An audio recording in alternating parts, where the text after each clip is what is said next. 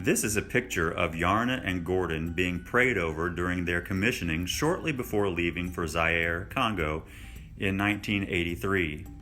Reverend Jim Birch and his wife, then Executive Director of AIMM, are on the left. Gordon writes, Dear members of First Mennonite Burn, giving is not only an act of physically sharing your finances. Yarna and I would say that giving is a lifestyle which has been cultivated and adopted by you from generations preceding you. We have been the recipients since at least 1983 of your time, finances, prayers, and sharing of other resources for furthering the great news of God's love and His desire to bring the kingdom of heaven down to earth, as we first served in the Congo for 10 years, and for the last 26 years with Medical Ambassadors International. And your giving has been filtered onwards into many African and now in 5 South Asian nations, transforming minds and hearts as the Holy Spirit works through the chain of God's people. Thank you, with lots of love and appreciation to you, Gordon and Yarna. I'd just like to share how incredibly generous this congregation has been with Sue Ann and I and our family. The incident that probably stands out the most in my mind was in 1996 in January, when my father suddenly passed away. We say he just stepped out of bed and into heaven. We were in Hong Kong at the time and had a hard choice to make. We didn't know if I should come home alone for the funeral. We couldn't imagine how there'd be any way that all 4 of us could come home with the 2 boys. And so we were praying, and within about 24 hours, we got a call from the church that funds had been raised so that we could all come home to be a part of Dad's funeral. And I don't know how it happened or what happened to us as a family. That generosity just meant so very much. And we're forever grateful for the kindness that was shown to us in a really difficult time.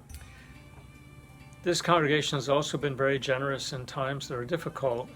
When I was a young missionary in Hong Kong, one night there was a bit of a skirmish in one of the churches, and I ended up being a part of making a mistake and actually driving a young man out of the church. And so I was crushed. I mean, I remember going to the mission office the next day where Hugh Sprunger from our congregation was there. He was my mentor, and I said to Hugh, I need to go home. I've made a terrible mistake. Told him what happened, and he goes, that's a very serious mistake, but we all make mistakes. I said, no, Hugh, I never see you make mistakes like that. He goes, oh, I've made mistakes. And I go, no, Hugh.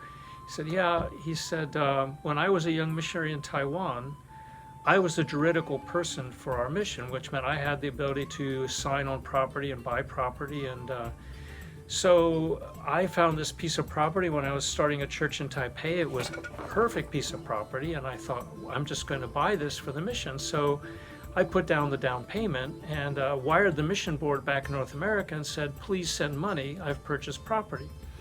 I got a wire back that said, do not purchase property. We have no money. So I wrote back and said, already purchased property. Please send money.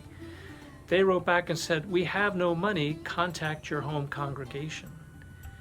So Hugh wired our congregation here in Bern, and I think the number was 13 families. Went, and many of them took out second mortgages on their homes to be able to send money to Hugh to keep him out of jail in Taiwan. And I looked at him and I said, yeah, that was a pretty big mistake, but it's an amazing example of our congregation's generosity, even sacrifice for the sake of missions.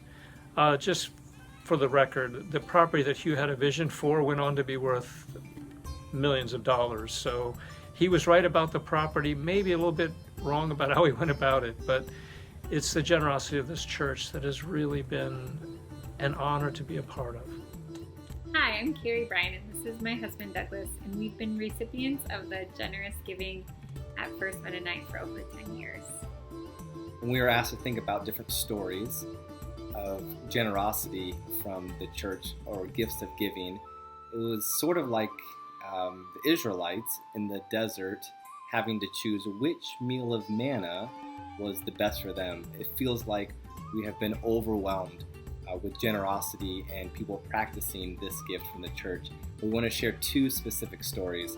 The first story I think about was opportunity or time given. Since I think about generosity or giving as time, treasure, and talent, Pastor Jerry Flickinger, when I first went to Rwanda in 2009, gave me an opportunity, even though there were still questions about how things were going to be worked out. He gave me an opportunity, and he showed abundance of generosity.